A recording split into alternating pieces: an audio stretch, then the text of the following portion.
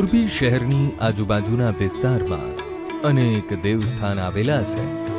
દરેક દેવસ્થાન લોકોની આસ્થાના કેન્દ્ર તો છે જ, સાથોસાથ હરવા ફરવા માટેના પિકનિક પોઈન્ટ પણ બન્યા છે.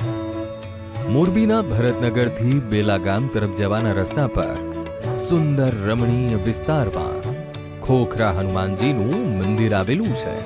ખોખરા હનુમાનજી મંદિરને લોકો ડોક્ટર હનુમાનના નામથી પણ જાણે છે. હનુમાનજીના દર્શન કરવા ભાવિ ભક્તો મોરબી સહિત દેશના દરેક ખૂણેથી અને વિદેશથી હરિહર ધામે આવે છે. દાદાજી એ ડૉક્ટર હનુમાન જ છે.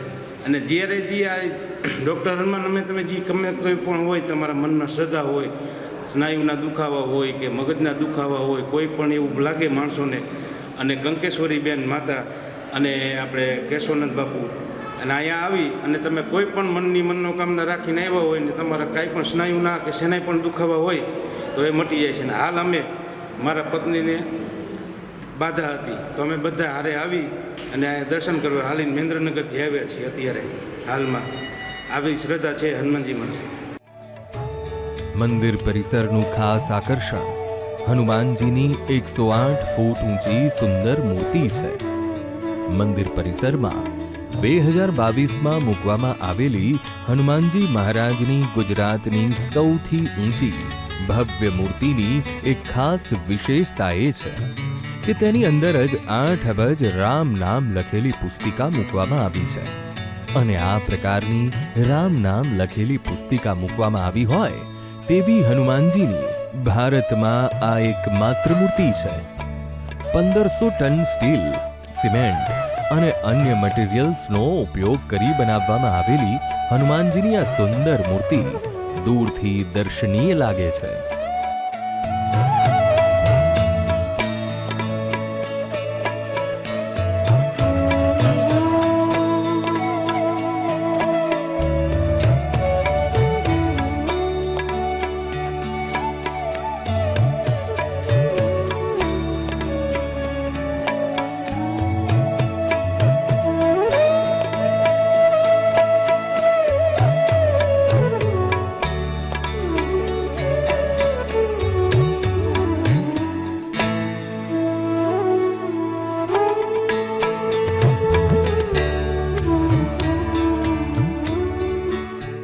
હું અહીંયા ઓલમોસ્ટ ઘણા ટાઈમથી આવું છું. બહેનું ત્યારથી ઇનોગ્રેશન થયું ત્યારથી અહીંયા આવું છું. અને ઓલમોસ્ટ લગભગ શનિવારે અહીંયા અમે લોકો આવતા જ હોઈએ છીએ. અને 108 ફૂટ મૂર્તિ જ્યારે બનાવી ઇનોગ્રેશન કર્યું હતું ત્યારે અમે સહપરિવાર આવેલા. અને હનુમાનજીમાં અમે બહુ શ્રદ્ધા રાખીએ છીએ. તો દર શનિવારે બની શકે ત્યાં સુધી અમે અહીંયા દર્શન કરવા આવી જ છીએ. વર્તમાન સમયમાં જે જગ્યા પર વિશાળ મંદિર અને ગુજરાતની સૌથી મોટી હનુમાનજી મહારાજની મૂર્તિ આવેલી છે તે ખોખરા હનુમાન મંદિર સ્વર્ગીય કેશવાનંદ બાપુની તપોભૂમિ છે. વર્ષો પહેલા કેશવાનંદ બાપુ બેલા ગામ પાસે આવ્યા ત્યારે આ સ્થળ વેરાન જંગલ હતું અને ચારે બાજુ બાવળના ઝુંડ હતા. કેશવાનંદ બાપુએ એક પગે ઊભા રહીને કઠોર સાધના કરી હતી. બાપુ સાધનામાં હતા ત્યારે ખોખારાનો અવાજ સંભળાયો હતો એટલે હનુમાનજીનું નામ ખોખરા હનુમાન પાડ્યું હતું.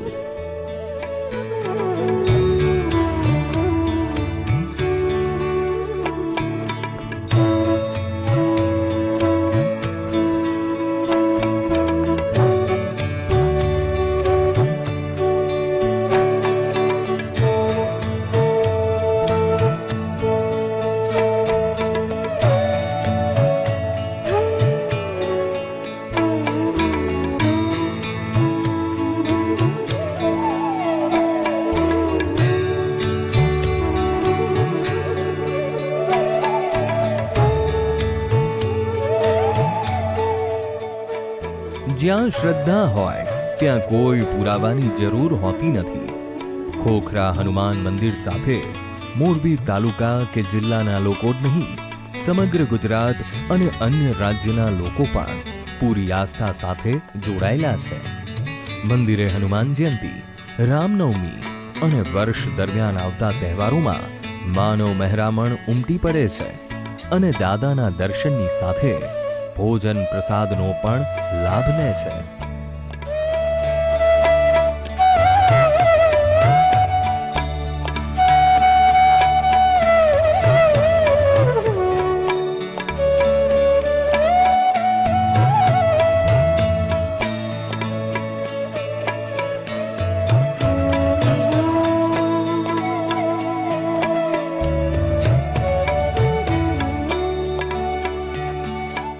જ્યારે જ્યારે હું મોરબી આવું છું ત્યારે મોરબીથી 20 કિલોમીટરના અંતરમાં ખોખરા હનુમાન કરીને છે, તો અહીંયા દર્શન માટે આવું છું.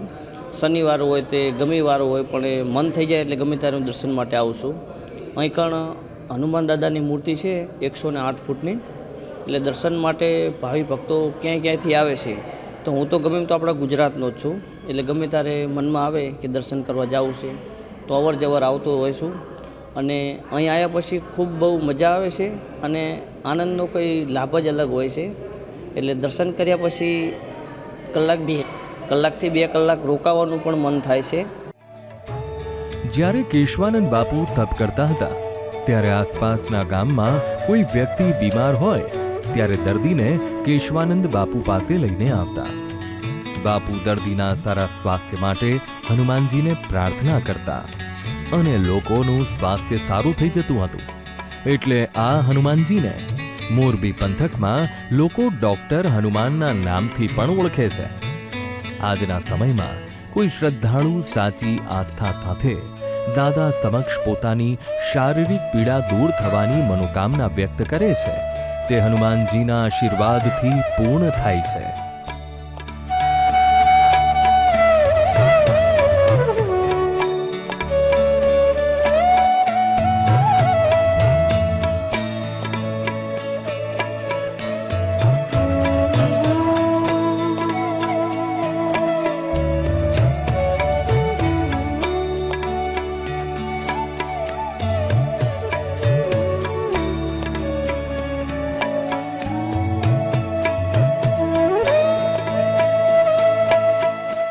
जो सोच के आते हैं पूरे भी हो जाते हैं सब काम. बस बजरंगबली बाबा का आशीर्वाद मिल जाता है, हमेशा आते रहते हैं. बहुत अच्छा लगता है यहाँ के बैठते हैं. कभी परेशान होते हैं धंधा बिजनेस से तो आके बैठते हैं घंटे तो बड़ा सुकून मिलता है. મંદિરના વિકાસની સાથે અનેક લોકોપયોગી પ્રકલ્પો પણ ચલાવવામાં આવે છે. મંદિરે સંસ્કૃત પાઠશાળા બનાવવામાં આવી છે, જ્યાં ગુજરાત અને અન્ય રાજ્યોમાંથી ઋષિકુમારો ભણવા આવે છે.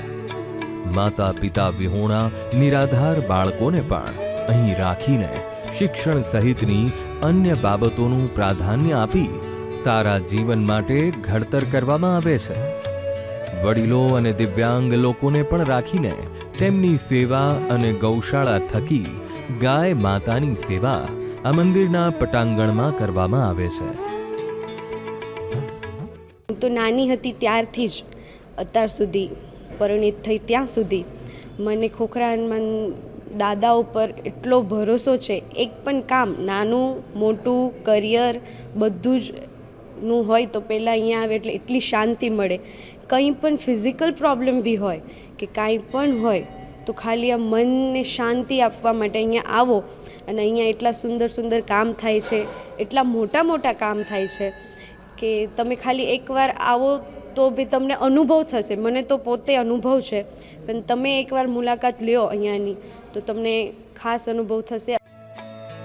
મંદિરમાં હનુમાનજીની સાથે રામ દરબાર, દ્વારિકાધીશ, મહાદેવજી અને માતાજીની મૂર્તિઓ સ્થાપિત કરવામાં આવેલી છે. ભાવિકો એક જ જગ્યાએ હનુમાનજી સાથે હરિ અને હર બંનેના દર્શન કરી શકે છે. માટે આ ભક્તિના ધામને ખોખરા હનુમાન હરિહર ધામ નામ આપવામાં આવ્યું છે, જે અનુયાયીઓ અને બહારથી આવતા યાત્રાળુઓ માટે આકર્ષણનું કેન્દ્ર છે. ઘણા ભાવિ ભક્તો પોતાની મનોકામના પૂર્ણ થતા પગપાળા દાદાના દર્શને આવે છે.